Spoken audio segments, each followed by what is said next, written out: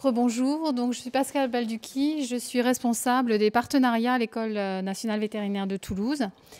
Et donc la question qui est posée, c'est pourquoi est-ce que finalement cette réunion se trouve à l'école vétérinaire? C'est parce que il nous semblait important de vous montrer que dans vos réflexions, on ne part pas de zéro et qu'il y a déjà un certain nombre de choses qui ont été réfléchies et qui sont travaillées au sein de l'école vétérinaire, sur lesquelles toutes les avancées technologiques, numériques pourront s'appuyer et se développer.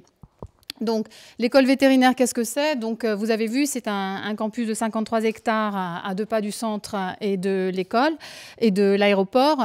Mais c'est un établissement d'enseignement supérieur, ce qui est relativement ce qu'on connaît de l'école, avec des enseignants, des étudiants étrangers, donc qui forment principalement des vétérinaires.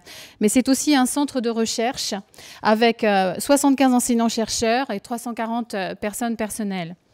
Donc, pour ce qui est de la partie vétérinaire, donc nous avons beaucoup de personnes sur le terrain, notamment au niveau des coopératives ou des exploitations agricoles, en plus des autres espèces classiques.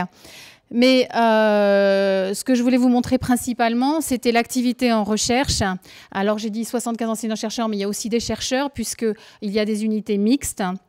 Et il y a par exemple 4 unités mixtes INRA-ENVT, on a des unités mixtes avec l'INSERM, on a des collaborations avec le CNRS, l'université Paul Sabatier. Donc ce qui est intéressant, c'est de voir qu'on est aussi des référents pour tout ce qui est agence française et internationale et qu'on est très impliqué dans la politique One Health, c'est-à-dire des politiques qui ne font qu'une, les problématiques de santé animale et de santé humaine.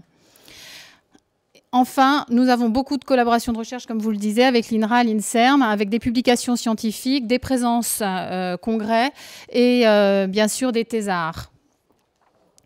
Donc, aujourd'hui, on est là principalement pour parler de la grippe aviaire.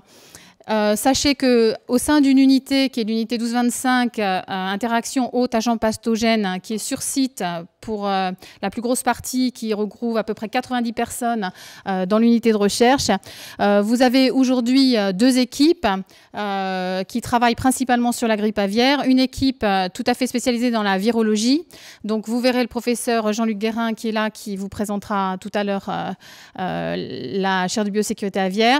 Le docteur Guillaume Leloc qui est spécialisé dans les animaux faune sauvage. Et le docteur Mathilde Paul qui est spécialisée en... Non, elle est dans Docteur Volmer, mais il n'est pas là, environ, non. Et puis l'équipe épidémiologie économie qui sera représentée par Mathilde Paul.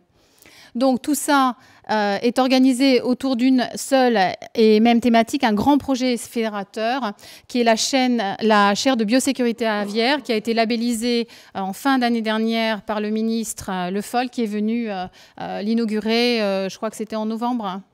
Voilà, fin octobre. Voilà. Donc là, vous avez donc ces chercheurs qui sont ici, qui vont vous présenter l'état de l'art, où on en est et d'où on part. C'est pas la peine de réinventer la roue depuis le début. Et c'était pour nous cet intérêt de vous présenter ça.